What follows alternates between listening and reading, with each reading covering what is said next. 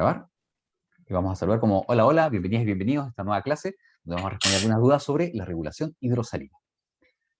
Para comenzar, voy a grabar, o sea, voy a compartir pantalla, porque es de buena crianza compartir pantalla cuando uno explica cosas. Y de esto trató la clase, regulación hidrosalina. Chiquillas, chiquillos, a raíz de la evaluación que hicieron del desempeño de estas clases en virtualidad, llegaron varios comentarios, y uno de ellos era que no abordamos todas las preguntas. Me refiero a esto nuevamente para decirles que, claro, hay preguntas que son más elementales y otras que son mucho más profundas, y en particular me gustan las que son de integración. Pero si alguien no entendió un concepto, por favor, dígalo, y aquí lo conversamos, ¿ya? Así de simple. ¿De acuerdo? Escuché nadie diciendo de acuerdo, pero no importa. Asumo que dijeron que sí en sus corazones. Ya, profe. Ok, vale. Buena, buena. De Ya, mira. acuerdo. De acuerdo, gracias, gracias.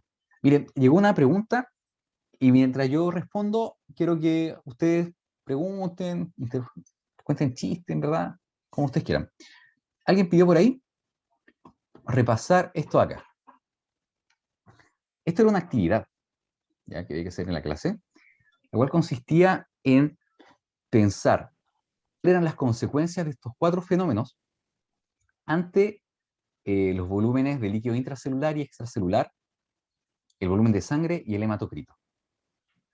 Este es un ejercicio súper, súper potente y es muy entretenido.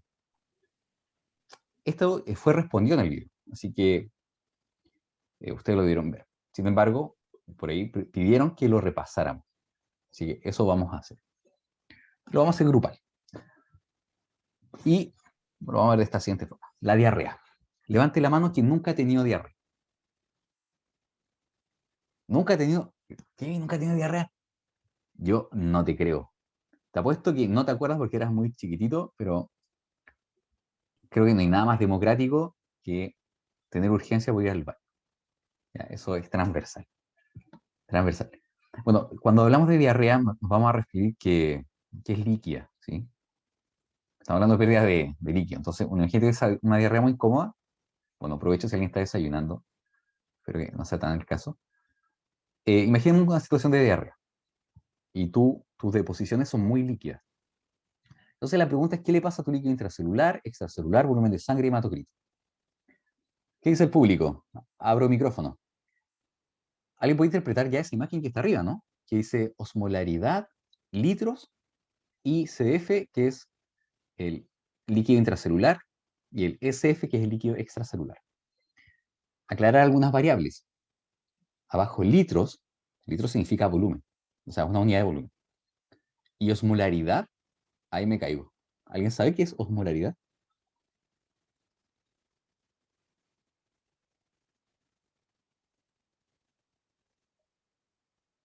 Si están colgados, voy a ser muy cruel y voy a decir que además existe la osmolaridad. Osmolaridad y osmolalidad. Sí, mátate, mátate. Esto es como hablar de molaridad, molaridad. Bueno, ¿alguna idea por ahí? Pueden decir algo. Lo que quieran, ¿verdad? No queremos hablar de molaridad ni molalidad. Salí recién de hacer mi clase de eso y no No, quiero más. no quieren más, lo siento. Ya, les voy a contar una historia. En fisiología es súper importante la propiedad coligativa de la materia. En particular cuando hablamos de la presencia de partículas disueltas en líquido. Y eso es como súper evidente en tanto la sangre es un líquido con partículas. El plasma es un líquido con partículas, ¿cierto? Todo el tiempo estamos hablando de que hay líquidos con partículas en los seres vivos. Entonces, cuando es relevante hablar sobre los flujos de agua que se mueve de un lugar a otro, eso lo conocemos como osmosis, toma principal protagonismo la presencia de partículas.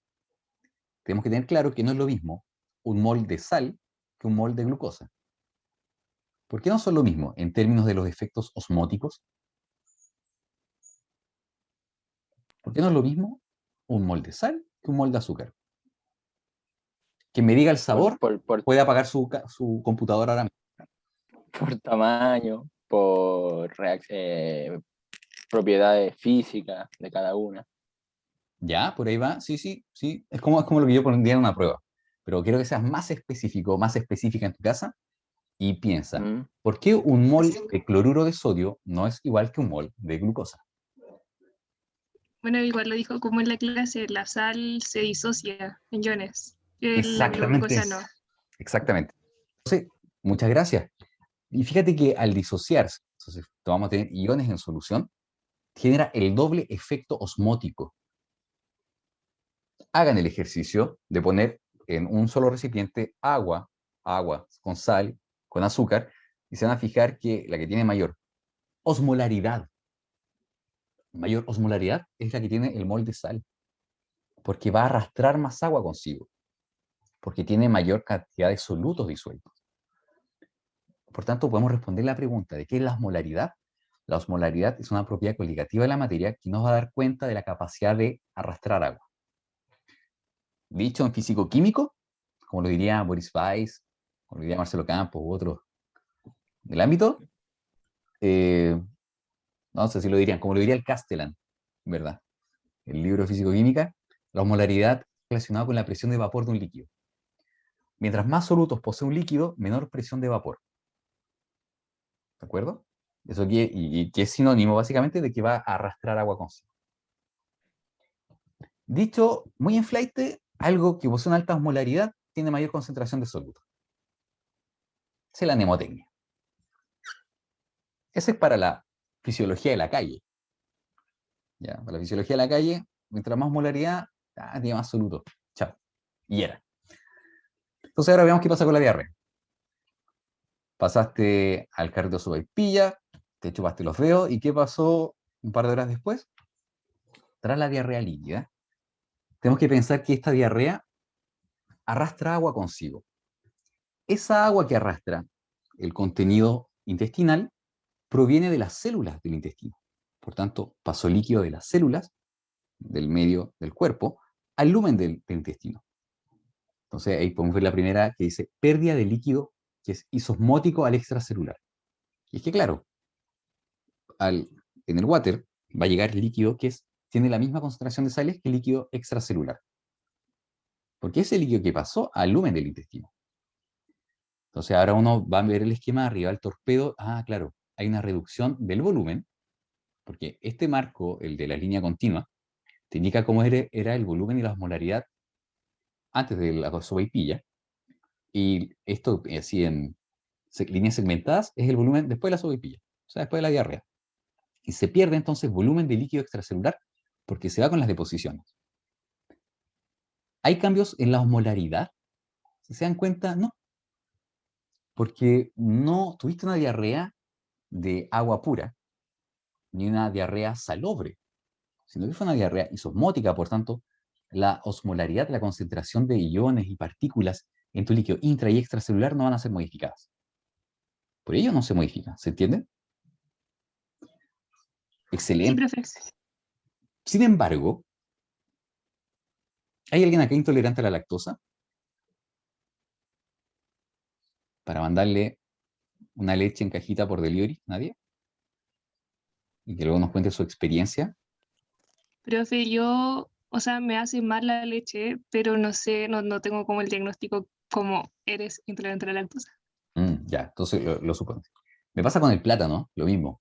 Nadie, nunca me he hecho el examen, pero sí que si como plátano, me van a hacer los labios. Así, como Angelina Jolie. Me pasa con el kiwi. Oh, qué loco. Bueno, ¿por qué me refiero a esto de la leche? La gente que es intolerante a la lactosa no tiene lactasa. Si no tiene lactasa, no degrada la lactosa. Y sabemos que la lactosa es glucosa más galactosa.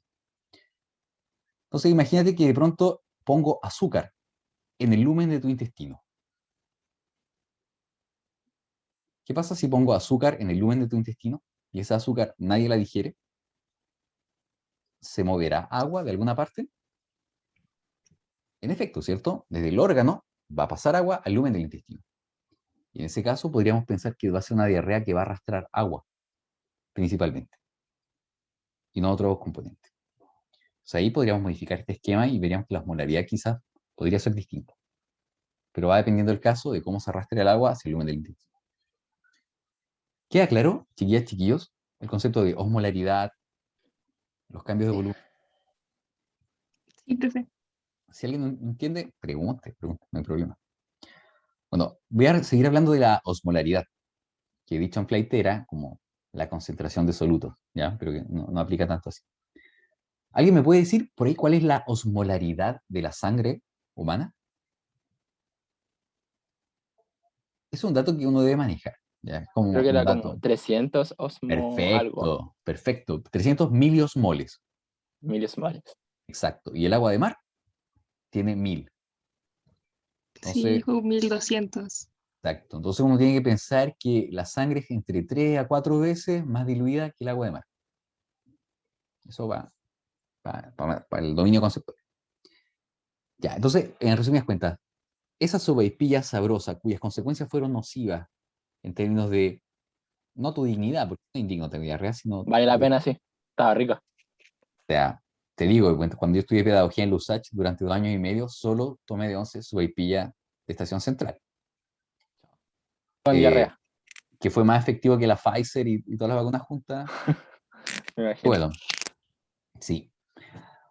Bueno, entonces se reduce el volumen de sangre. Cuando hay diarrea y tú defecas mucho líquido, se reduce el volumen de sangre. En tanto, se observa acá esta pérdida de volumen arriba de líquido extracelular. Si se pierde sangre, se pierde volumen, no estamos diciendo que se perdieron glóbulos rojos, se perdió el agua contenida en la sangre.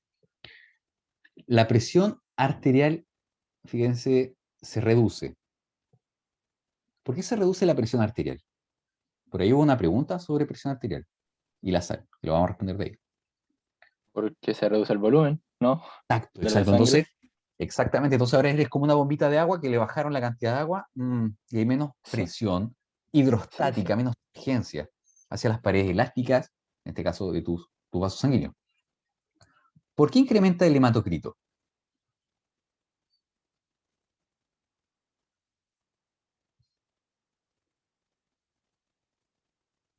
A todo esto, hematocrito, ¿saben lo que es hematocrito?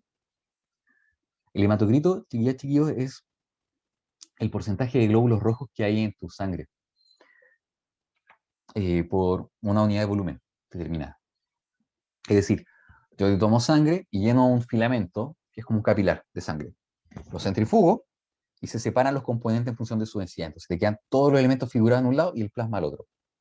Y voy con una reglita y digo, tus glóbulos rojos son este porcentaje del volumen total. Esa es la medición del hematocrito. Entonces fíjate dice que aumenta el hematocrito. ¿Por qué aumenta el hematocrito? Porque se Porque Porque reduce. disminuye el disminuye el volumen de volumen. sangre. Exacto, porque se reduce el volumen de sangre en su componente líquido. Y aumenta la concentración de proteínas. ¿Por qué aumenta la concentración de proteínas plasmáticas? Por el aumento de las células de la sangre, ¿no? No, ¿O mira, no es tiene que por, ver esto, con eso? es por esto. Mira, es súper entretenido. Cuando sale agua desde un vaso, desde un capilar, sale líquido, solo sale los iones y el agua. Las proteínas son incapaces de atravesar tus capilares. Las proteínas no pasan. Por tanto, solo se quedan adentro con las células. ¿Ok? No pasan proteínas, no difunden. Ese es el motivo. Por ahí comentaban, creo en el chat sobre el kiosco completo de la tía Mireya. ¿De verdad extraña el kiosco sur o es que eso es sarcasmo? Yo extraño el kiosco norte. No, yo creo que no. No, yo extraño el kiosco norte. Lo Ambos encontraba, kioscos. qué rico. No, Con plata. La tía Mireya de los panas. Ah, ahí está el tema. Sí, la verdad es que sí, sí, el kiosco norte es más caro, sí. Pero, Civil War. sí, Noli. Y a mí, ponte tú, lo que yo extraño, N, es el ICI. Los almuerzos del ICI, lo encontraba bueno. Sí, los mejores. Y sabes que por años, donde yo estudiaba biología, y digo que fue hace una turra de años atrás, y estos estaban en filosofía. Después o sea, estuvieron en Paxo, después en filosofía, después en ICI. Es la concesión, sí, es muy buena, muy buena. Ya, entonces, bueno, cuando te comiste la sopaipilla del kiosco sur, como que eran ahí, y te da diarrea, de pronto lo que ocurre se conoce como una contracción isosmótica. ¿Por qué es contracción isosmótica? Porque no modifica, me pasé. Porque no modifica la osmolaridad de los fluidos. ¿Bien? Vamos con privación de agua.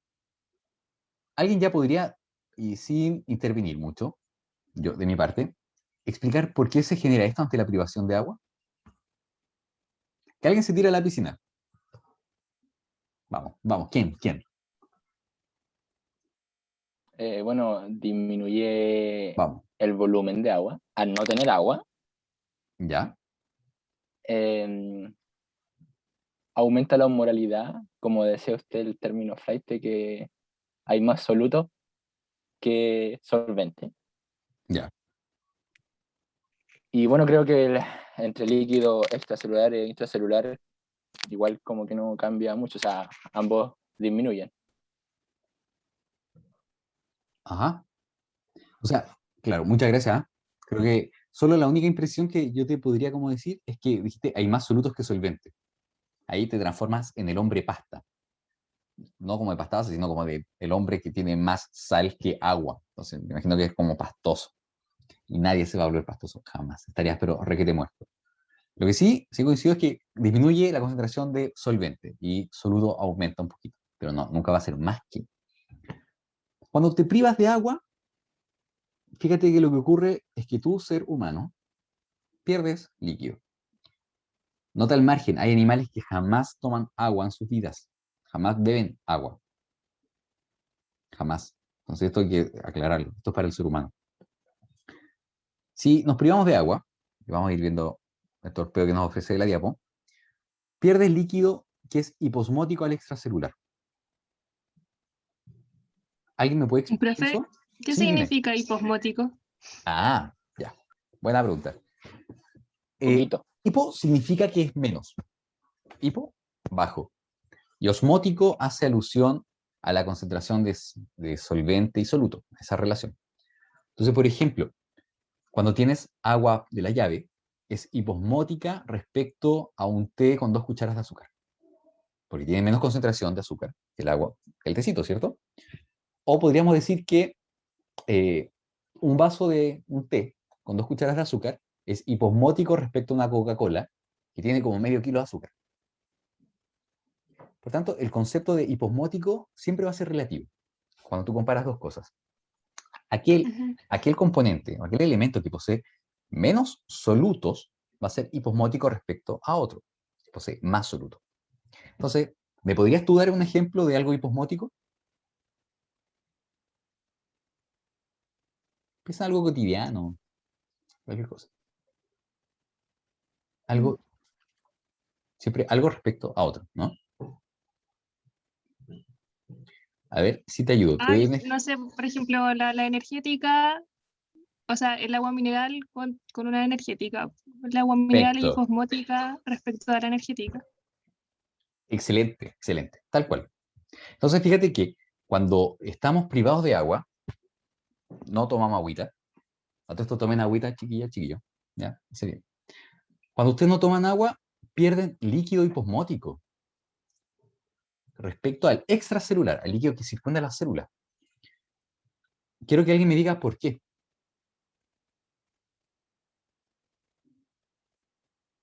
¿No les pasa que cuando hacen una clase particular o alguna ayudantía o algo, se les seca la boca cuando hablan?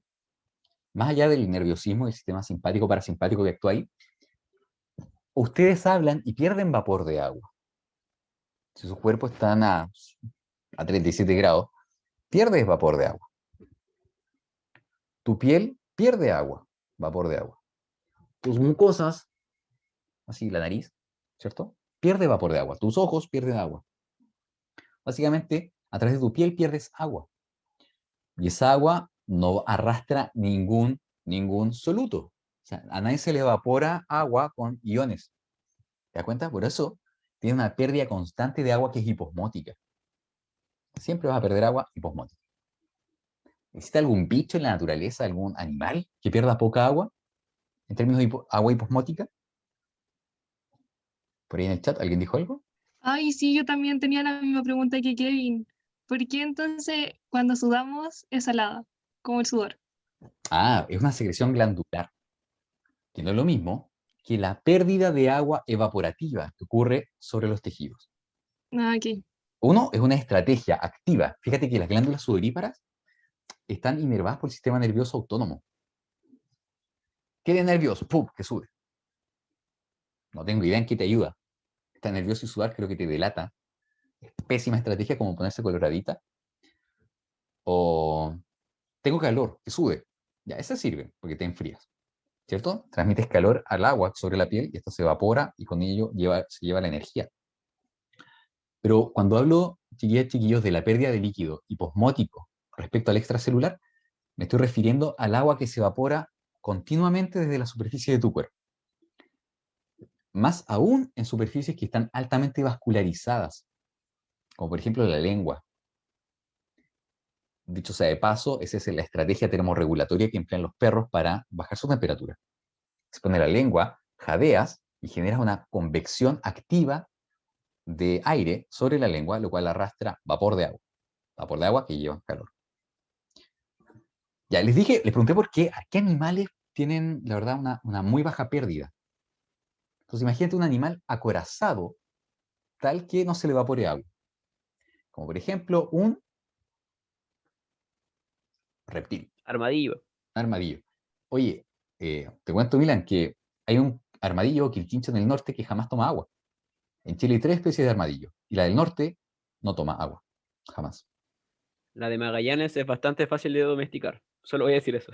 Sí, y come carroñas también. Sí, Es carroñero. si alguna vez Ujú. llegan a ir a Torres del Paine, si es que, les recomiendo ir a un campamento que se llama el Campamento Pehue. Y en ese campamento hay 3 nidos de armadillos. Y uno es tan dócil que te va a pedir comida. No le den comida, claramente, porque es ilegal. Y le hacen mal al animalito que está viviendo así en lo salvaje. Pero si quieren conocer armadillos, es un buen lugar para ir a visitar. Son Dato, tiernos. notable el dato. Y también te puedo decir que si te llegas a Gracias por morir, el dato.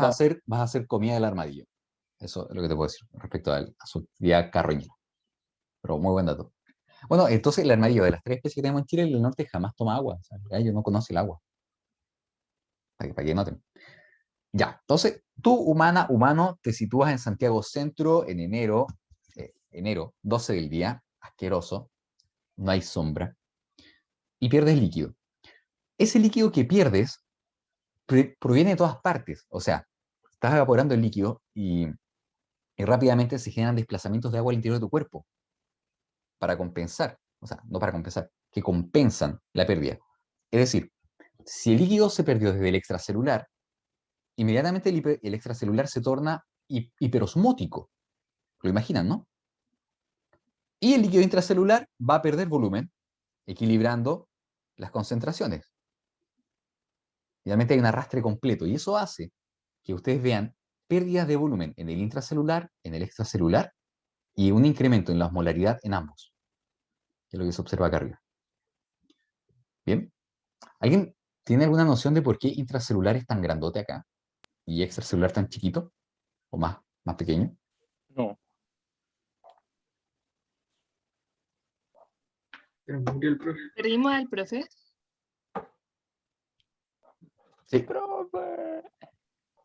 he vuelto. He vuelto. Estoy acá, ¿no? Ya, volví. ¿Me escuchan, no? Sí, profe. Houston. Ya, Sí, buena. ahora sí. Buenísima. Ahorita los últimos 45 segundos. Voy de nuevo. Si se dan cuenta, tanto el intra como el extracelular pierden osmolaridad, perdón, pierden volumen y ganan en osmolaridad, porque solamente estamos retirando agua del sistema. Ujú. Y yo les preguntaba, ¿por qué intracelular es tan grandote y extracelular se ve con menor superficie en este esquema? La respuesta es obvia, de que tienes más líquido en el intracelular que dando vuelta fuera de la célula. ¿Bien? Eso como en simple. Ahora, ¿cómo se llama este fenómeno? Ah, no vamos a eso. Si se pierde agua, se reduce el volumen, pero aumenta la osmolaridad, lo que ocurre es lo siguiente. El volumen de las células se reduce. Porque eres animal. Si eres planta, no se reduce el volumen celular. Eso ustedes lo saben bien. ¿Incrementa la concentración de proteínas plasmáticas? Absolutamente. O sea, hay un aumento en la osmolaridad. ¿Bien? ¿Y qué pasa con el hematocrito? No aumenta. Le regalo un 7 psicológico a quien me diga por qué el hematocrito no aumenta. No, unas felicitaciones en un curso. Les voy a mandar un mensaje a todos felicitando a esa persona, diciendo como, respondió esto. Y lo hizo excelente. Por lo que había mencionado usted, los hematocritos son como la cantidad de glóbulos rojos presentes en la sangre, ¿o no? ¿O lo entendí mal? No, no, no es la cantidad, sino el volumen. Ah, bueno, lo que se está moviendo en este caso es el agua, no, y en la sangre no tiende o sea, cuando hablamos de la sangre está el agua y la sangre, no son un componente que está como mezclado. Entonces, si disminuimos el volumen de agua presente, la sangre no se va a mover, la cantidad de sangre no se mueve, el volumen de sangre no se ve alterado. No, no, no. Le falta eso. Pero Al gracias cabo por que tu ni quería la participación. felicitación. Bueno, agradezco mucho tu motivación y participación. Que eso es lo único y lo importante, ¿no? Lo bonito es la intención. Lo importante es la intención. ¿Alguien más se atreve a lanzarse a esta exposición pública con sus ideas respecto a por qué el hematocrito no disminuye al no tomar agua?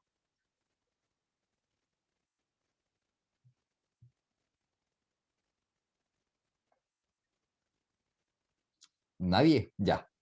Me voy a Me felicitar a mí. imagino- A ver, Yo por ahí. tengo, Adelante.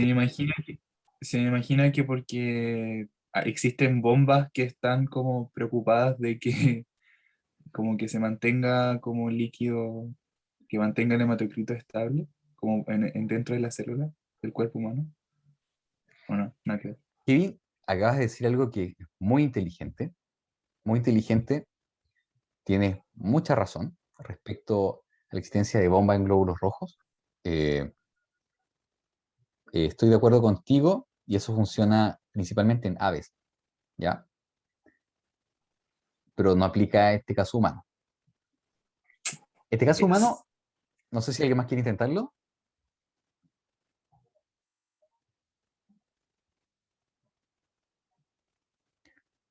¿No? Ya, les voy a contar un poco. Fíjate que aumenta la concentración de proteínas. Entonces, súper claro, lo entendemos. Se perdió agua del cuerpo. Es como tomarte a ti y meterte en un horno. Te secas, te vas secando. Pero las proteínas quedan ahí. Entonces, claro, ¿aumenta la concentración de proteínas? Sí. Sin embargo, no aumenta el volumen de glóbulos rojos porque los glóbulos rojos también pierden volumen.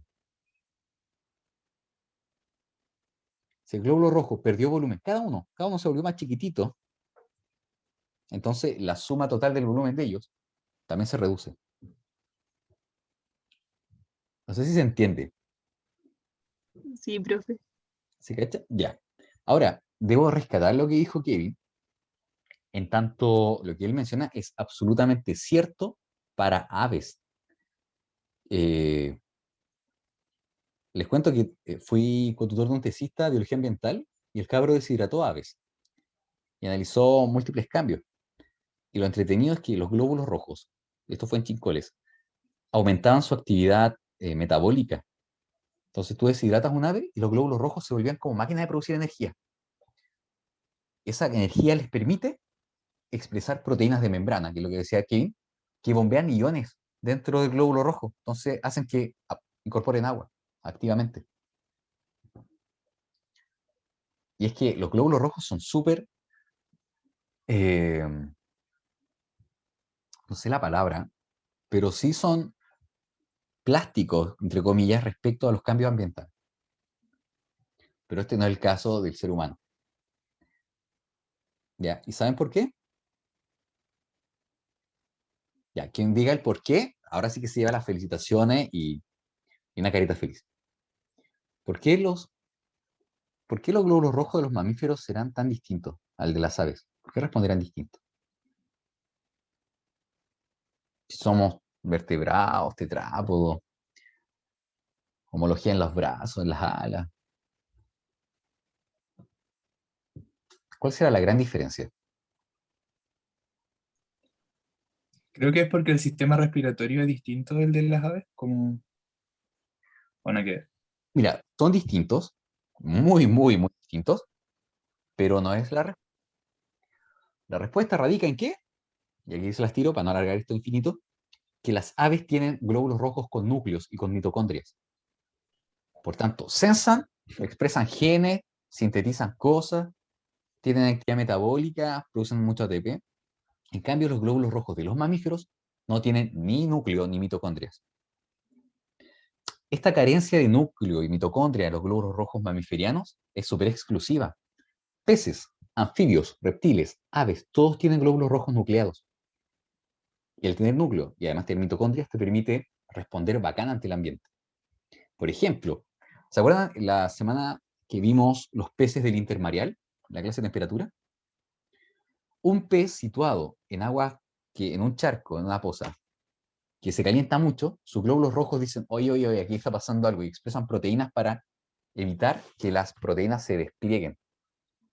Las Hedgehog proteins, las proteínas de shock térmico. Pero solo esos glóbulos rojos son capaces de hacerlo, no los tuyos. Tus glóbulos mueren, tú te mueres. Así que, bien, eso que eso.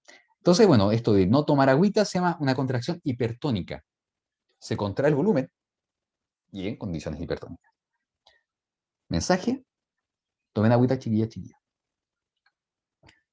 Avanzamos más. Con la sal. Profe, Sí, dime. preguntaron en el chat si todos los mamíferos tenían glóbulos sin núcleo. Sí, así es. Así es. Y es súper interesante el fenómeno. Porque tiene muchas consecuencias sobre lo que pueden o no hacer los glóbulos rojos. Miren, en este momento aparece acá esto de alta ingesta de sal. Conozco gente que siempre llega a un lugar a comer y toma el salero. Y a todos siente que les falta sal. La ensalada es una ensalada, porque le tiene que echar. Ustedes conocen, me imagino, tendrán por ahí algún familiar, o ustedes mismos son unos malditos adictos a la sal. Y, y eso está bien o está mal. Qué opina el público?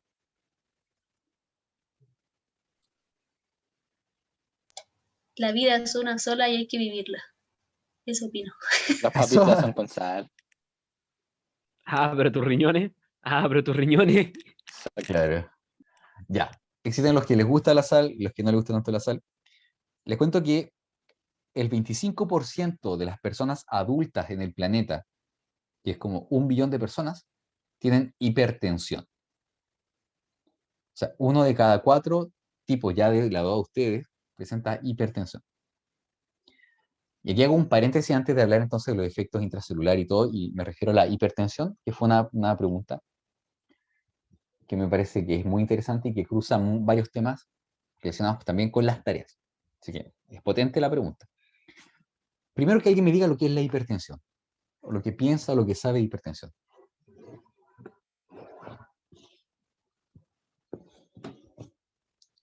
Hipertenso, estar muy tenso, ¿cierto? Ocupamos nuevamente esos prefijos hipo, hiper, iso. Hiper es muy, es como harto. Estar bien tenso. Y lo tenso acá va a ser la presión arterial y podrías pensar incluso en la tensión de la superficie de los vasos, como de los capilares o de las arteriolas. Cuando un individuo presenta una alta presión sanguínea, se habla que es hipertenso. Creo que es sobre 140, una cosa así. No sé el dato médico. Lo opuesto es estar hipotenso, una baja presión. Entonces, les invito a que primero, antes de mencionar la sal, juguemos con el diámetro de los vasos. ¿Qué pasa si tus vasos sanguíneos yo los agrando así groseramente mucho, demasiado? Y tengo el poder mental, soy como un X-Men del poder mental de ampliar y modificar los vasos sanguíneos. Y voy a hacer que en tu cuerpo todos los vasos se ensanchen mucho. ¿Qué le pasa a la presión de la sangre contra las paredes de los vasos? ¿Ejerce una gran presión la sangre o disminuye la presión? Disminuye la ¿Disminuye? presión. Disminuye, ¿cierto? Entonces, si pensamos, la distensión de los vasos lo que genera es bajas de presión. Por el contrario, ¿qué pasa si yo tengo el poder mental de hacer que tus vasos disminuyan de diámetro muchísimo? La presión aumenta. Y alguien me puede decir, y aquí también les mando un correo de felicitaciones extensivo a su apoderado, que me diga en qué magnitud aumenta la presión. respecto al diámetro del tubo, y eso lo vieron en la clase de respiración y circulación. No. Ay. Pero es mucho. Se elevaba a 4, creo, ¿o no? Oh, se están ganando por acá el correo. Vamos a ver, ¿cómo es eso? Es que el tema de la presión arterial está basada en una ecuación. La Sí, ecuación sí, de estos caballeros con barba y sí, personajes bien caucásico, muy particulares. premiado, sí, lleno de galardones. Sí. Sí, de eso mismo, que siempre ponemos. Y me acuerdo que el tema era una fracción en la cual el factor que estaba dividiendo estaba elevado a 4. Por ende, hasta ahí quedé. No sabría decir cómo. Ya, sí, sí, igual Pero te ganaste el correo, te ganaste el correo. mi Decirlo. mamita va a estar Me va a contenta. estar súper feliz. Y que lo hago, lo voy a hacer. Ahí lo van a ver. Ya, mira, muy bien. La relación entre el diámetro y el flujo de un fluido dentro de un cilindro está relacionado inversamente al radio a la cuarta potencia. Eso quiere decir que si tú disminuyes a la mitad el diámetro, el flujo y todo lo relacionado cambia 16 veces. Solo por cambiar a la mitad. O sea, el factor de 2 es 2 elevado a 4. 2 por 2, 4, 4 por 2, 8, 8 por 2, 16. Eso dicho como en elegante, el día que ustedes quieran como lucirse, dicen, y alguien te dice, oye, pero si pusimos una manguera más chica, no de un cuarto, una manguera de un medio. Oye, pero obvio, porque la relación del flujo es el inverso a la cuarta potencia del radio. Entonces, les quedan como bien fino, ¿ya? Y dejan en alto el nombre de no sé a dónde hayan estudiado. Y se pegan la quiebra. Ya, dicho eso entonces, no quiero hablar de esto.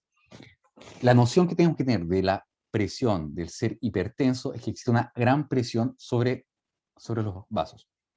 Y la pregunta que me hizo una persona del curso es, ¿cuál es la relación con la sal? ¿Alguien por ahí lo conoce?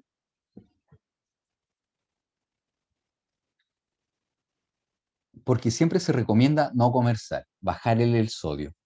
Es más, nuestros alimentos poseen unos stickers que mientras más poseen son más ricos. Ustedes los conocen, ¿no? Unos negritos. Como un disco pare, en negrito, Sí, lo sé yo. los sellos, ¿cierto? Y existe un sello de advertencia respecto al sodio. Ese sello respecto al sodio está ahí presente en tanto el sodio está vinculado con la hipertensión. Entonces, la gran pregunta es, ¿cuál es la relación entre sal e hipertensión? ¿Qué dice el público? Por ahí María José soplaba como sobre 140,90. Sí, eso eres hipertenso. Ya miren, les cuento que por ahí en los años 40, entre los 40 y los 60, apareció evidencia correlacional de que la sal estaba vinculada con la hipertensión. Es decir, gente que tenía alta presión sanguínea, ¿cachan? Que comía mucha sal. Eso es correlacional, es como, un vínculo, pero no la explicación mecanicista del vínculo, ¿cachai? Como, sí, la señora que come más sal, alta presión sanguínea. O bien, de pronto, a Milan le dais mucha sal y se le dispara la presión. Y luego baja. Pero vuelve a dar sal y vuelve a subir. Entonces se generó un vínculo entre sal y presión. Esto va por dos partes, chicas, chiquillos, así que aquí toda su atención, mega foco. Dos explicaciones al caso. En primer lugar, quiero decirles que esto no está resuelto del todo, ¿ya? Y por tanto hay dos líneas de investigación que tratan de explicar el vínculo que es inequívoco. Primero, cuando aumenta la sal en la sangre, ¿sí? El corazón detecta esto como si hubiese, mira, de pronto incorporas mucha sal en la sangre y tu corazón genera un aumento del gasto cardíaco. Es decir, empieza a bombear más sangre porque siente que hay poca sangre. El corazón lo sensa como que, oye, ¿por qué hay tanto sodio? Es que se perdió el volumen de sangre. Entonces hay que mandar más sangre.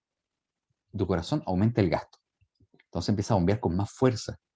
Porque el corazón, ustedes saben que no hay que pensar con el corazón, hay que pensar con la cabeza. Entonces el corazón piensa, dice, oye, hay mucho sodio. Si hay mucho sodio, el corazón no sabe que el tipo está comiendo muchas papas fritas. Piensa que la sangre se concentró. Y creo que me pegué. Dijo lo del corazón y el tiro fue como... F. Profe, no siga.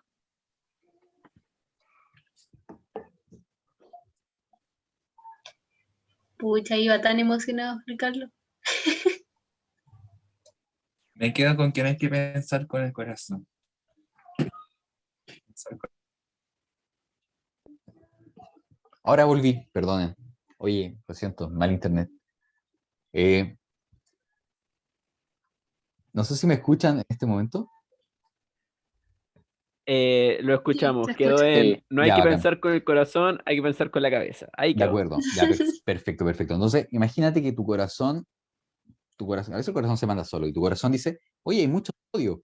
Como que este tipo no tiene tanta sangre porque está muy, muy concentrado el sodio. O sea, se perdió volumen de agua. Y dice, vamos a bombear más sangre. Y empieza a bombear más, aumenta el gasto cardíaco. Gasto cardíaco es el volumen de sangre impulsado por unidad de tiempo, lo cual directamente aumenta la presión sobre las paredes de los vasos. Explicación 1. La respuesta cardíaca ante el sodio. La segunda respuesta ante la presencia de sal guarda relación con una tarea que desarrollaron algunas personas, que era una tarea de la clase, que era investigar el sistema renina, angiotensina, aldosterona. ¿Ok? Se los voy a explicar primero en muy simple y luego les voy a mostrar un esquema más complejo, ¿de acuerdo? Para que quede como claro. Cuando se sienten cambios en el volumen de sangre, así como que te cortaste un brazo, así grande ya, con cambios drásticos, y bueno, y cambios sutiles también, pero es la principal respuesta. Se genera un sistema que interactúa tu riñón, tu hígado y tu pulmón. Así de complejo. Imagínate, es una respuesta sistémica, que va finalmente a hacer que no produzcas orina. Y lo que va a ocurrir es que el riñón va a secretar algo, que va a actuar sobre algo secretado por el hígado, que finalmente a nivel del pulmón se va a transformar y va a inducir que se reabsorba agua en el riñón y sodio. ¿Ya? Es el sistema de la renina, angiotensina, aldosterona, que no tengo imagen, pero aquí estoy. Pam, pam, cargando, tum, tum, tum, tum, turun. Y esto de la enciclopedia británica, entonces una fuente igual trazable la información, y fíjense lo siguiente. Quiero la imagen tamaño completo. Ya, en primer lugar, fíjense que su riñón, detecta una caída en la presión sanguínea. Todo esto para poder explicar la relación entre sal e hipertensión, ¿de acuerdo? Para allá vamos a ir. Tu riñón detecta. ¿Cómo lo detecta? Bueno, tiene sensores en los vasos capilares que entran que van a entrar y que van a salir del riñón. Entonces ahí se detectan, o sea que no hay tanta presión. No hay tanta presión, no hay presión. Ya, que se vaya la renina. Entonces, no hay presión y sale la renina del riñón. La renina entra en circulación, mira, salió del riñón, y va a interactuar con el angiotensinógeno que es producido en el hígado. La renina es una proteasa, y si es proteasa, viene lo que le va a hacer a otra proteína. Sí, la va a cortar. La corta y forma angiotensina 1 a partir del angiotensinógeno. Angiotensina 1 es como un decapéptido, o sea, una proteína de 10 aminoácidos. Una cuestión súper chiquitita, que produjo el hígado, que fue cortado por la renina, proteasa, ¿recuerdan? Que salió el riñón cuando el riñón dijo, oye, hay poca sangre, este tipo se está desangrando. Estuvo muy intensa la balacera. Ocurrido eso, entonces, fíjense que la angiotensina 1 a nivel del pulmón, pues es una respuesta realmente sistémica, bajo la acción de esto que se llama la enzima convertidora de angiotensina, que la produce el pulmón, o sea, pulmón con actividad secretora. Esta angiotensina 1 es transformada en angiotensina 2, que es un octapéptido, o sea, 8 aminoácidos. ¿Ok? Y esta angiotensina 2, fíjense, va a estimular vasoconstricción. ¿Qué implicaba vasoconstricción, Mila? Si cambiaba la mitad, ¿cuántas veces aumentaba la presión y el flujo? 16. 16 veces, ¿cierto? Entonces, qué brutal que a nivel del riñón se perciba un cambio del volumen, en tanto la presión varió, riñón, renina, hígado, angiotensina, esto es como los Power Rangers cuando se presentaban así. Y van todos liberando, me pegué de nuevo, no, No, no puede ser. El profe tiene que evitar emocionarse hablando porque cada vez que se emociona hablando del tema,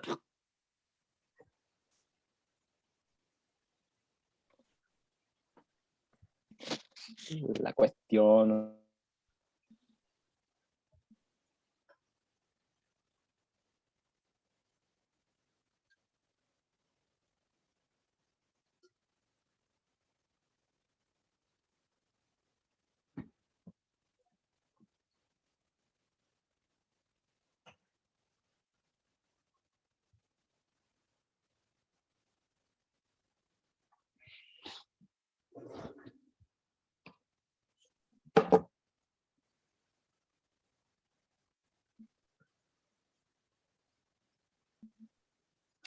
Y bueno, y ese es el significado de la vida.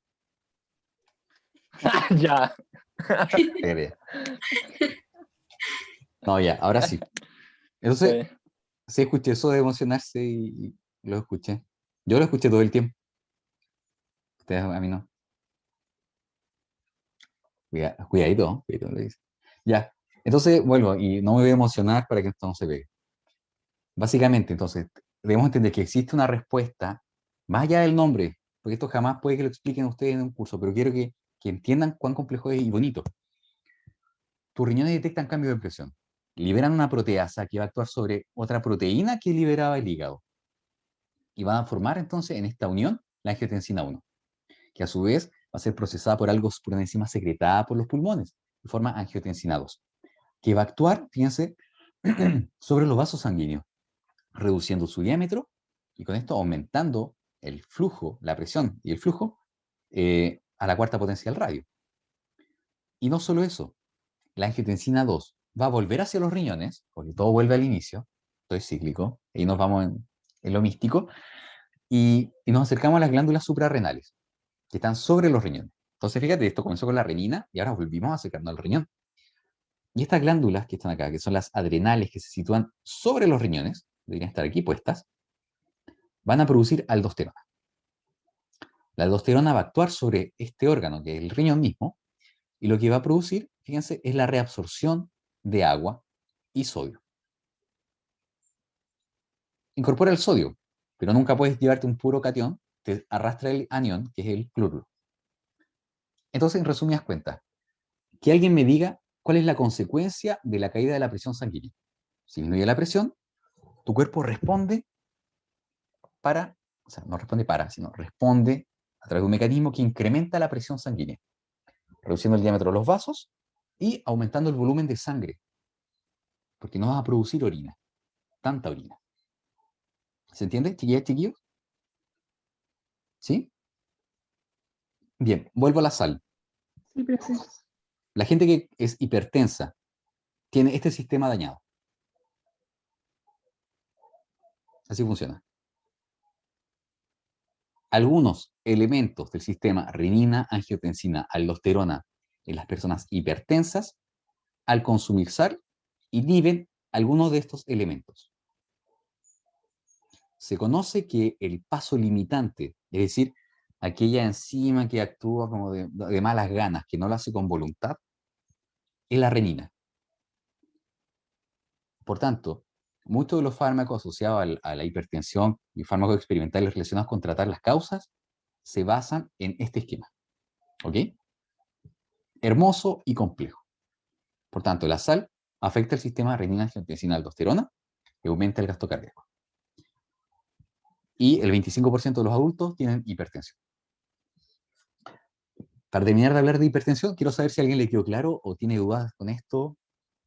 Habla ahora Sí, o yo tengo dudas sobre el final. ¿Qué cuénteme. implica que se genere la reabsorción de sal y agua, haciendo que ya, o sea, esa reabsorción en el riñón, no es como en la sangre, Ya, porque en la sangre ya hay harta sal. Y esa es mi duda. ya, te lo voy a mostrar. En general, el sistema renina, angiotensina, aldosterona actúa cuando la gente está bien, cuando la gente está sana. ¿sí? Cuando está todo bien, ¿ya? Y es un mecanismo que permite, por ejemplo, responder cuando sudas mucho. Imagínate, sudaste copiosamente, perdiste mucha agua, de pronto tu riñón va a cachar como, oye, ¿qué onda? Hay menos sangre. Sí, pues si sudó mucho, perdió mucha agua. Ya, entonces que no haga tanta orina. Y vas a orinar más concentrado a raíz de eso.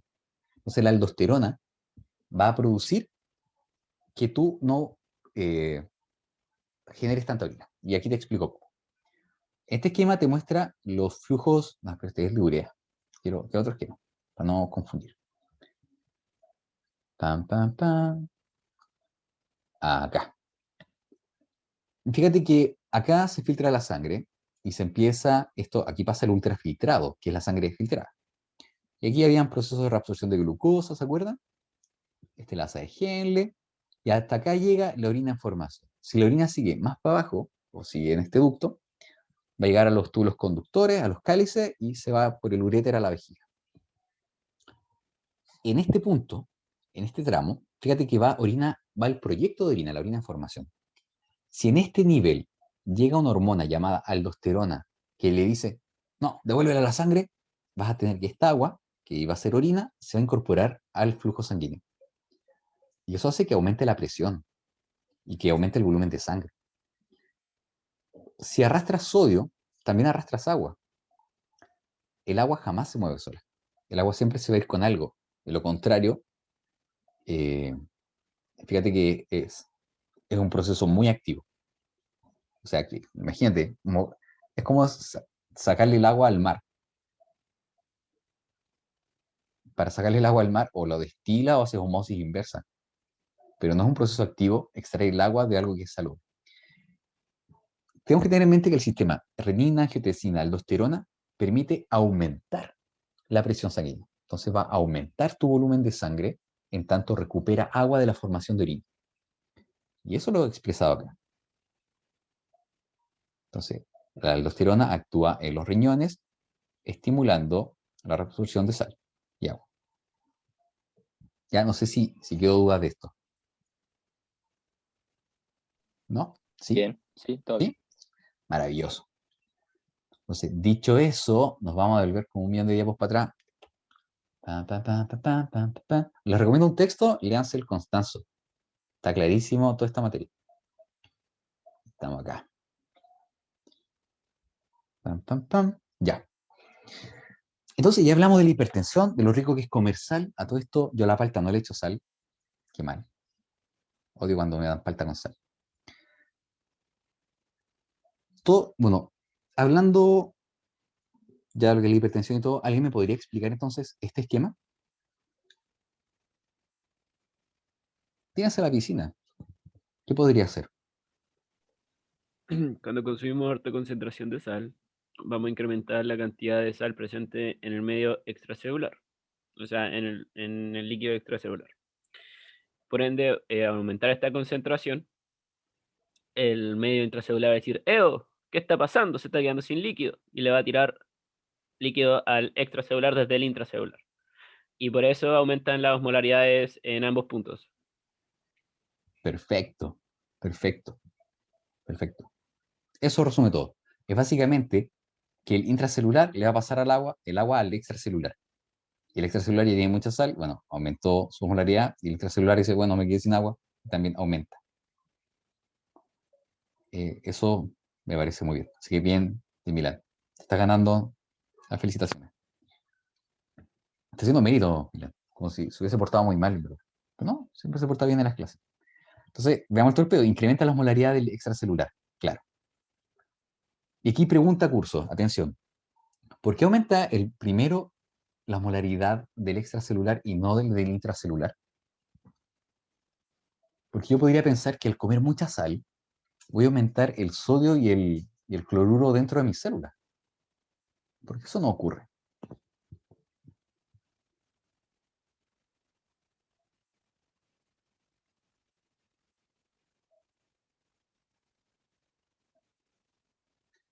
La respuesta, me siento como Dora la exploradora a veces. Así como, hago preguntas y me respondo yo mismo.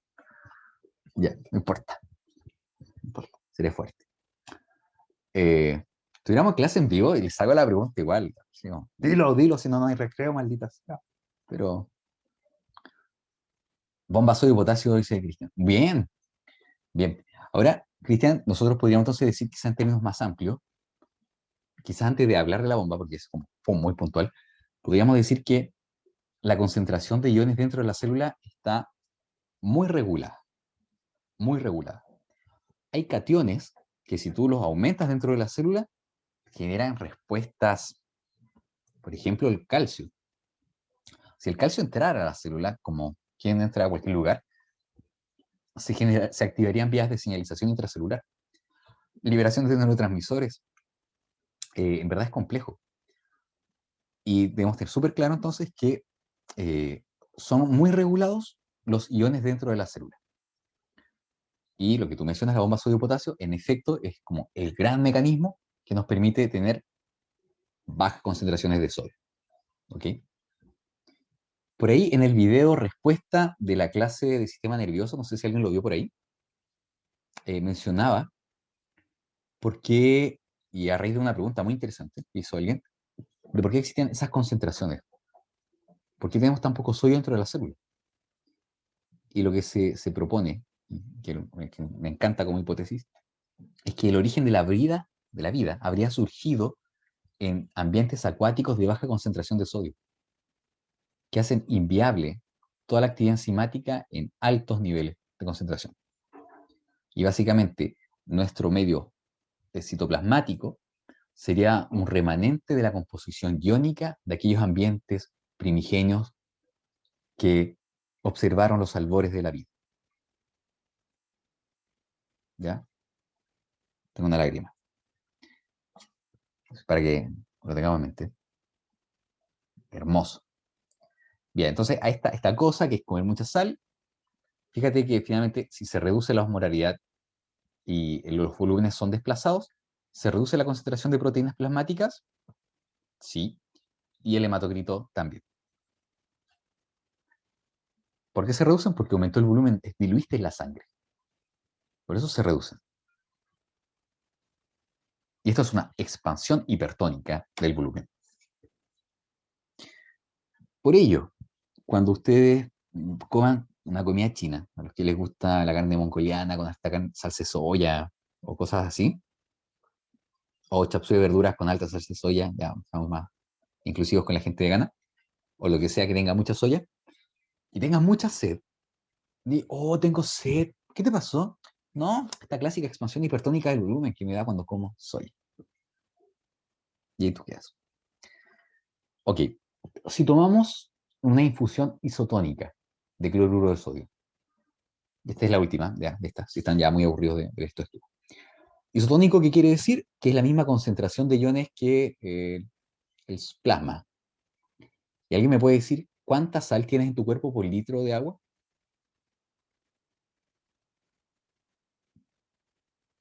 No, si no lo saben, corren un gran riesgo. ¿Riesgo de qué? Si hay una amenaza zombie y tú sobrevives y tienes que curarle la herida a alguien y solo tienes agua destilada y sal y no sabes preparar suero, te enfrentas a un gran problema. Nosotros tenemos 9 gramos de sal por litro de agua. Esa es la fórmula para hacer suero. Y con eso tú limpias una herida y no vas a llenar de agua las células ni secarlas. Bien, 9 gramos de sal por litro de agua. Y eso te genera una infusión isotónica de cloruro de sodio. Es como tomarte una Gatorade, más que nada. Ya, aquí lo que vemos, entonces, quizás para apurar un poco la cosa, es que si consumes una infusión isotónica, solamente generas un aumento del volumen extracelular. Si tú te enguatas de agua con sal, no vas a modificar el volumen intracelular. Tus células animales no explotan, como las de las vegetales tampoco explotan. No explotas, pero sí vas a aumentar finalmente el volumen de líquido extracelular, o sea, el volumen de sangre. Entonces podemos decir que toda la solución de NaCl se incorpora al LEC. Incrementa el volumen del LEC, pero no la molaridad, y no hay movimientos de agua. Y esto es lo que hace un deportista. Cuando toma una Gatorade o de esas. Sería una versión fruna, no sé si la conocen. Pero sí, véanlo por ahí. Fruna tiene su versión de las Gatorade. Me imagino que es más barata. Igual entretenido. Ya, y se reduce la concentración de proteínas plasmáticas y el hematocrito por razones obvias. Está todo más disuelto en agua. Y esto es una expansión isosmótica del volumen. No sé si alguien tiene una pregunta o duda hasta ahora de lo que hemos visto, los conceptos, los procesos, función renal. ¿Nadie? Ya. No, Entonces, profe. sí, dime, te escucho. ¿No? Ah, no, decía que no tengo dudas. Ah, no tienes duda, ya. Quiero hablar ahora sobre una pregunta que fue muy entretenida. O sea, aquí me veo un medio salto así. Tun, tun, tun, tun, tun. Pueden rellenar con música en sus casas. Pa, pa, pa, pa, pa, pa, pam, pam. Pam, pam, pam, pam, pam, pam, pam, pam, pam, pam, pam, pam, pam, pam, pam, pam, pam, pam. No. Pam, pam, pam. Acá. Con esto. Cuando comemos proteínas, ¿qué elementos incorporamos a nuestro cuerpo? A ver, saquen su profesor de química interior. Si me como una proteína, ¿qué le estoy metiendo al sistema? Nitrógeno. Nitrógeno, ¿cierto? Carbono, Ujú. oxígeno, hidrógeno, azufre. Bacán. Principalmente nitrógeno. Y sabemos que la palabra aminoácido que viene en grupo amina, y hay un ácido carboxílico, aminoácido, entre medio un carbono, un hidrógeno, y una sarta de posibles otras combinaciones que dan lugar a todos esos aminoácidos que ustedes se saben de memoria. Lo clave acá es que el grupo amino a veces como que sobra. Entonces, imagínate de pronto, comiste proteína y tu cuerpo dice, señor, necesitamos glucosa. Ya, pero tenemos aminoácidos. Sácale el amino y mételo al ciclo. Entonces, de pronto, tu cuerpo lo que va a hacer son procesos catabólicos sobre las proteínas, sobre los aminoácidos, y como elemento desecho, hay una que te queda. Ese nitrógeno dando vuelta. Entonces, ese nitrógeno que sobra, tu cuerpo lo puede utilizar. ¿En qué? En hacer otros aminoácidos, que tu cuerpo lo hace. Lo puede reciclar. De pronto también lo recicla y se pone a hacer estas bases nitrogenadas que uno ocupa para la síntesis de ácidos nucleicos. Pero muchas veces está la carga de nitrógeno que tu cuerpo lo tiene que eliminar, porque es un desecho. Lamentablemente, el amoníaco es tóxico en el cuerpo. Niveles muy bajos generan problemas por su carga, entre otras cosas, y difunde. Entonces imagínate un ión que se mueve por todas partes, es un tremendo problema. Entonces, en la evolución, y esto representa un poco en el contexto evolutivo, se ha visto que existen estrategias que permiten eliminar el nitrógeno. O sea, y pronto podríamos hacer un experimento y decir, a ver, vamos a experimentar con Ignacio Chailan, Ignacio que está por ahí, me imagino, y vamos a hacer que no orine. Él no va a orinar. ¿Cuál es el problema con no orinar? ¿Qué pasa con alguien que se hace una diálisis todo el tiempo? O sea, las personas que tienen problemas renales deben dializarse, porque hay que limpiar la sangre de elementos que hay que expulsar del cuerpo. Si tú no orinas y acumulas desechos nitrogenados, te intoxicas. Así de simple, te intoxicas. Por tanto, hay que eliminar siempre, sí o sí. Tú siempre vas a producir orina, en tanto siempre tienes que eliminar nitrógeno. Ya. La pregunta entonces que hace una compañera, si no me equivoco, es ¿por qué existen animalitos que están ahí como entre uno y otro? Se dan cuenta que de pronto aparentemente es facultativo pertenecer a esta categoría o a esta y aquella. Bien, para abordar esto entonces, primero les presento que hay tres grandes formas de eliminar nitrógeno. Vamos con la más antigua a la más reciente. Ser amoniotélico. El amoniotélico es el tipo que bota el amonio. Y esto es hardcore, porque botar amonio es como botar lo más tóxico. O sea, yo limpiaba las mesas del colegio con amonio, por eso les digo. Y los baños del colegio los limpiaban con amonio. La particularidad que tiene el amonio es que es tremendamente tóxico. Y estos animales apenas lo generan, el amonio difunde hacia sus branquias y es expulsado al agua. el amonio requiere grandes cantidades de agua para poder ser eliminado. Entonces, en general, si tú eres un organismo acuático, como pueden ver, aquí hay algunas, es como un agnato, algunos peces. En general, si habitas un ambiente acuático, puedes liberar amonio. Y botar amonio es muy barato. Fíjate que botaste el grupo amino. No le metiste un carbono, no perdiste nada de lo que tú comes. Se fue el amino. Así, se fue del ambiente. De pronto, aparecen organismos que ya no viven en ambientes tanto acuáticos, sino que habitan ambientes terrestres. Y ya no puedes botar amonio. Lo que haces es ocupar un ciclo, como el de Krebs, hay otro ciclo, que se llama el ciclo de la ornitina y urea. Este ciclo de la ornitina y urea es como uno de los ciclos más avanzados que hay, porque consideran proteínas presentes en el citoplasma y en la mitocondria. Entonces, como que tienes que ser un organismo que hizo endosimbiosis, tiene mitocondria y puedes ocupar esta producción de urea. Ojo, la urea no la hacen todos los bichos. La gracia de la urea es que necesitas menos agua. Entonces tú, ser humano, que eres un mamífero, puedes ir y orinar y a través de eso botar la urea.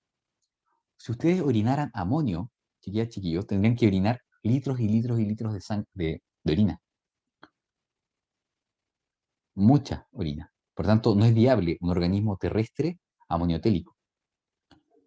Ahora, si eres más hardcore aún y habitas lugares donde de verdad no hay nada de agua, puede ser de pronto una serpiente del desierto, algo así, hay una forma de eliminar el nitrógeno que no requiere casi agua, que es hacer esta molécula, que es el ácido úrico. ¿Qué se observa de relación entre esta molécula, esta y el amonio? Ustedes pueden ver que aumenta la complejidad estructural, ¿cierto? Pero no solo ello, sino la cantidad de carbono. Para poder producir el ácido úrico necesitas invertir átomos de carbono, nitrógeno, hidrógeno, o sea, gastas energía, mucha energía, pero te ahorras agua. Entonces todo esto entra en un balance. La gente dice, dale con que las gallinas mean. Bueno, las gallinas orinan ácido úrico. Entonces si la gente dice, dale con que las gallinas mean, ¿cómo que no mean? Claro que orinan, pero excretan ácido úrico, que es una pasta blanca. Alguien por ahí se habrá manchado un vehículo o la ropa con ácido úrico. Y bueno, entonces la pregunta está, y que es muy interesante, ¿por qué existe esta capacidad facultativa? Y la quiero mencionar en primer lugar en los peces. Aquí quiero que ustedes piensen y me respondan. Imagina que un pez habita un curso de agua que posee altos niveles de amonio, alta concentración de nitrato que produce una amonificación en el agua. ¿Cómo va a eliminar ese pez el amonio? Si hay más amonio en el agua que dentro de su cuerpo. ¿Qué pasa con el pez? Porque el amonio difunde desde el organismo hacia el ambiente. Pero pronto si el ambiente, por condiciones ambientales, posee alta cantidad de amonio, ¿qué pasará entonces con su capacidad de excreción? ¿Qué dice el público? ¿Alguna hipótesis?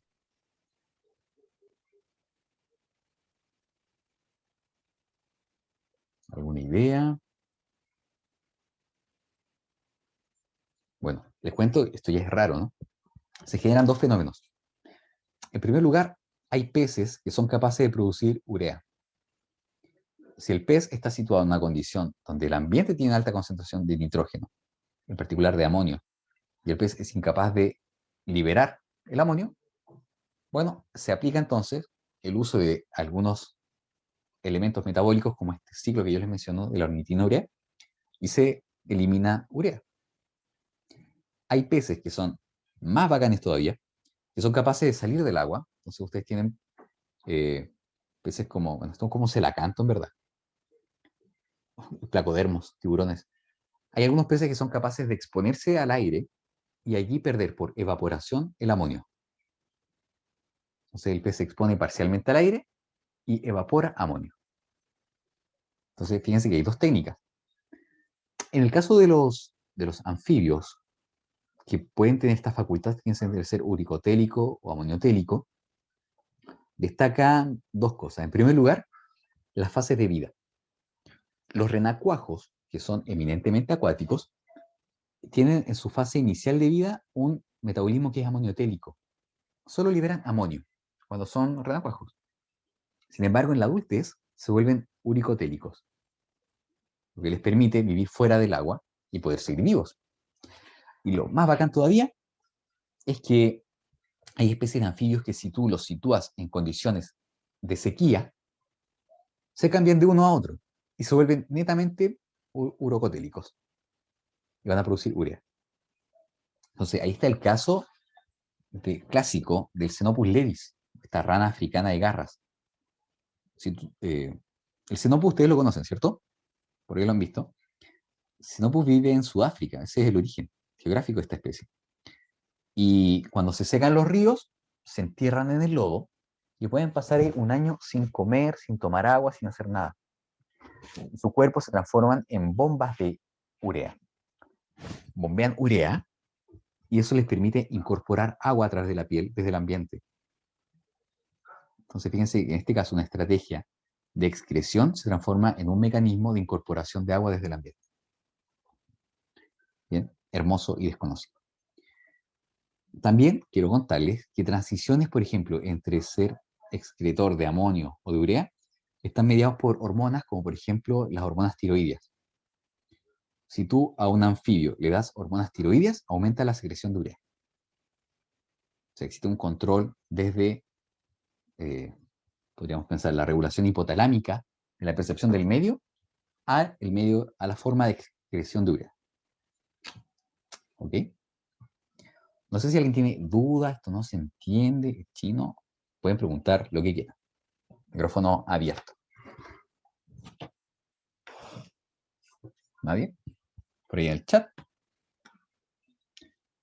Todo fino, dice Diego. Fino, fino.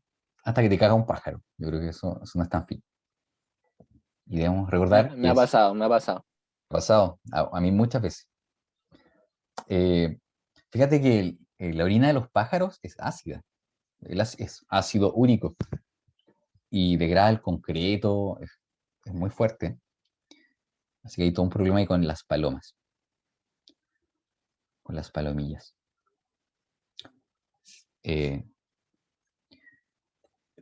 Bueno, no sé si alguien tiene más dudas, más preguntas. Esto lo explicamos. No sé si alguien quedó con dudas del sistema renina-angiotensina. Voy pasando a las diapos y alguien me dice, pare, que tengo una duda. Esto lo encuentro genial.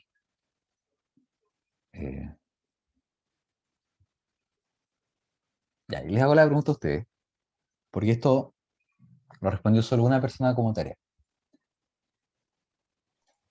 Prefiero eso. Que la persona que lo responde yo se lo anoto como que entregó la tarea. Ya, me gusta. Si alguien no mandó la tarea, es su momento de brillar y responder esto. ¿Qué ocurre en la asa de Henle? ¿Tendrá su morfología alguna relación funcional?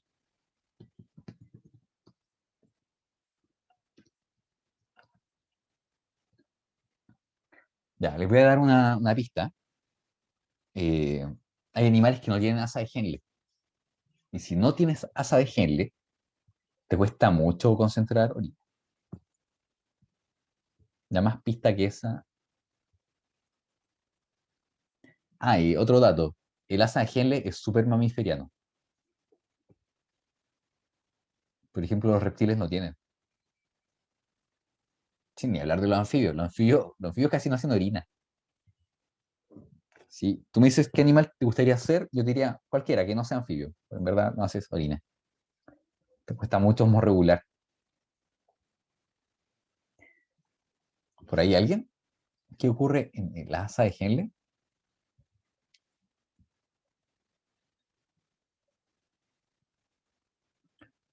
Fabián dice, permite la difusión de agua por cambios de presión y así se concentra la orina al final. Bien, Fabián, creo que apuntas. Permite la difusión de agua por cambios de presión osmótica, ya, no presión hidrostática. Quizás antes de entrar de lleno sería bueno aclarar eso. Y te quiero preguntar, Fabián, lo puedes responder por el chat. ¿Comprendes la diferencia entre una presión osmótica y una presión hidrostática? Por ahí, Fabián, estoy esperando que conteste el chat. Y si alguien sabe cuál es la diferencia entre una presión hidrostática y una presión osmótica, por favor, también manifiéstese. Si alguien lo sabe y lo quiere explicar, sería muy bueno.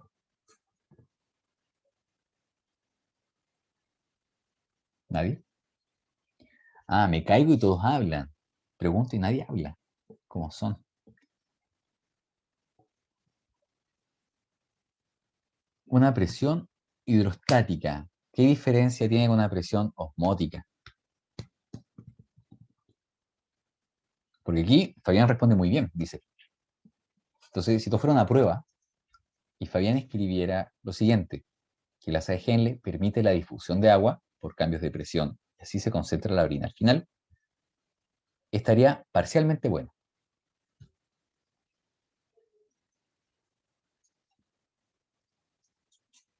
¿Alguien que diga por qué? Vamos, curso.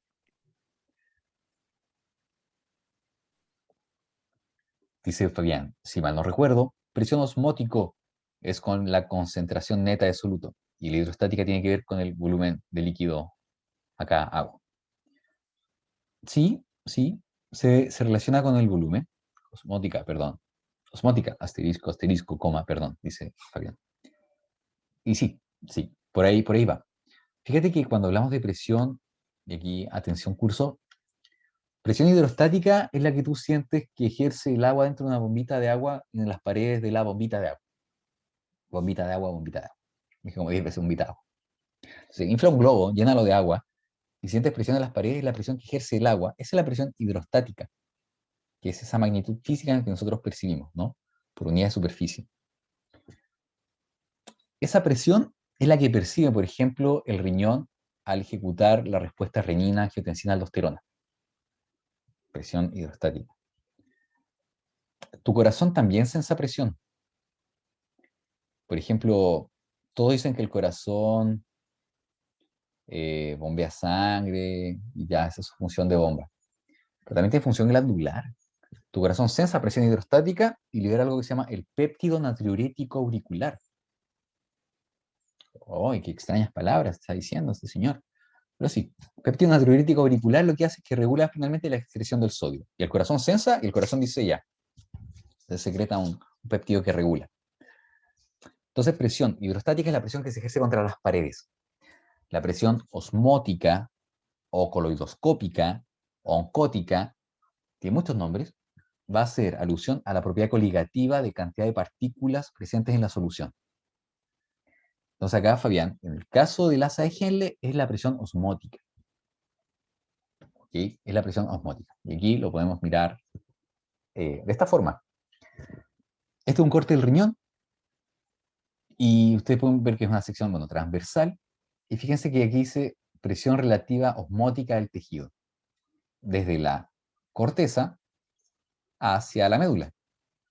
Entonces la corteza, que es esta parte externa del riñón, la presión osmótica, en este caso isosmótico a la sangre, cero, isosmótico a la sangre, pero luego se torna hiperosmótico respecto a la sangre conforme tú avanzas al riñón.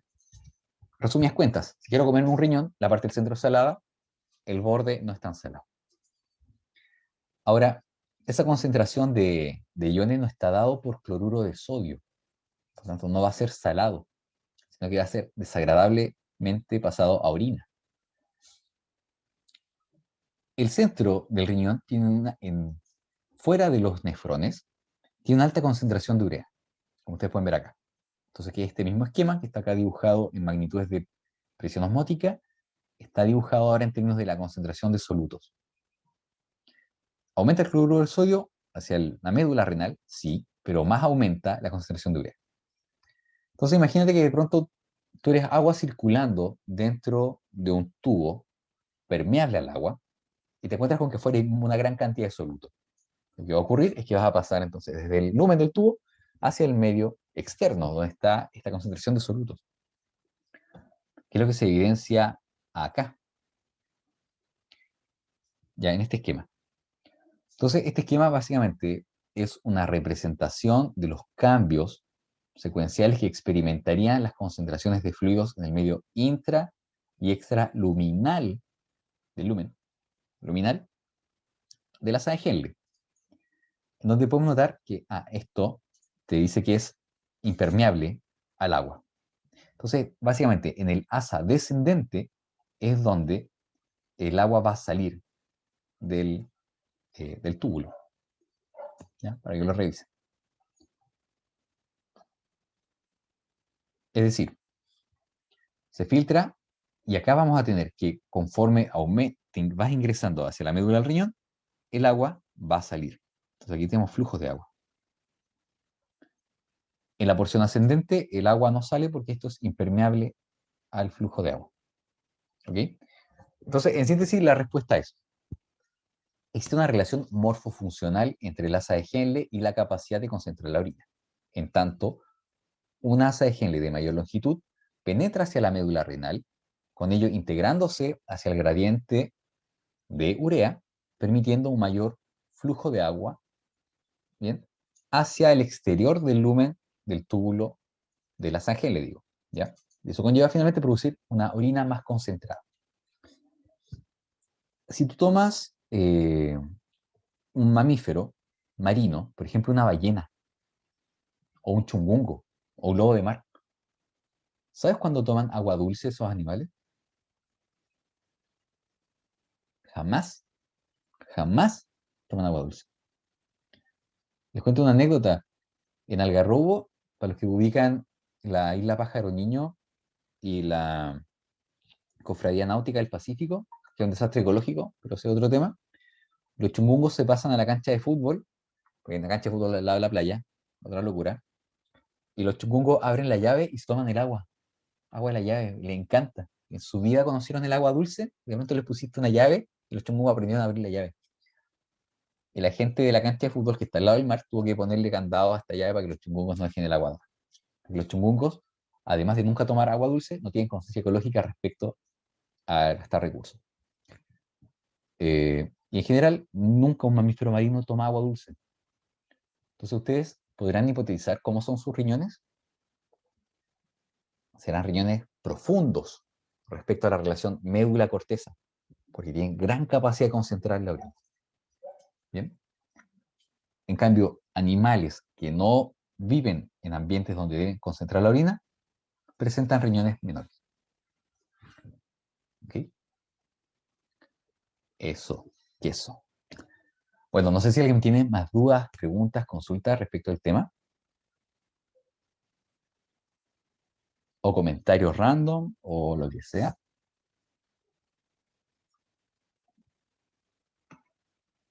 ¿Nadie? Bueno. No sé, yo quería mencionar que durante la clase fui anotando los que habían participado, porque la idea de esta clase, igual en la tarea decía como compartir las respuestas de sus tareas acá. Claro. Sí, o sea, nadie las compartió, pero igual algunos participaron. Entonces, eso. Muchas gracias. Igual como dije, voy a anotarlos para después de la tarea y después me fijé que la Javi y Menke ya la habían entregado, creo. Pero bueno, sí. Diego, te ganaste el cosito por participar harto. Excelente, excelente. ¿Qué me gané? Como si hubiese La hecho la tarea tarea. de 10. Ah, ¿en serio? Gracias. Vale. Ese es el espíritu. Bueno. Mucha Steffi, yo la entregué antes y bueno, igual el profe la explicó durante la clase, entonces, ¿vale? ¿Sí la entregaste? Pues sí, por eso dije que Javiera y Menke ya la habían entregado antes. Ya, nice. Sí, la tienen.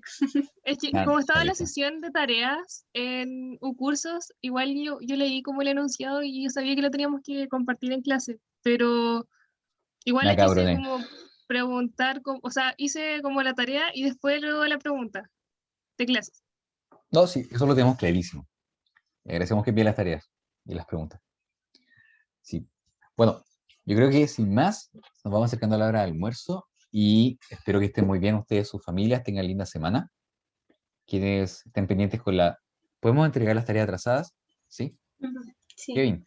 Pero yo pues lo que sí, las tareas de las clases anteriores en un curso habíamos fijado como una fecha, porque la idea Sí. es que ustedes hagan las tareas antes de que tengan la prueba, o ya si ya tuvieron la prueba cercana a la prueba, como que no no tiene mucho sentido que la estén haciendo después de harto tiempo, si ustedes ya vieron las clases.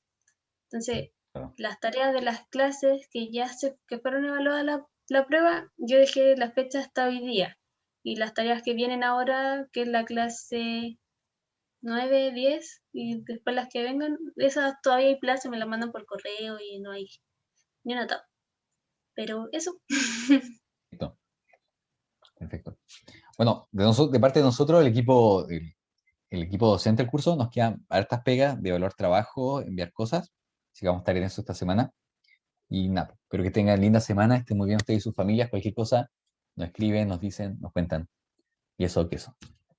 Tomen agua, creo que el gran mensaje, que hagan pipí. Voy. Estén bien, chiquillas. Gracias, profe. Chao, chao. Chao, Cuídense. profe. Chao, Que estén bien. chiquillos. Estén bien. Chau, Chau, chau.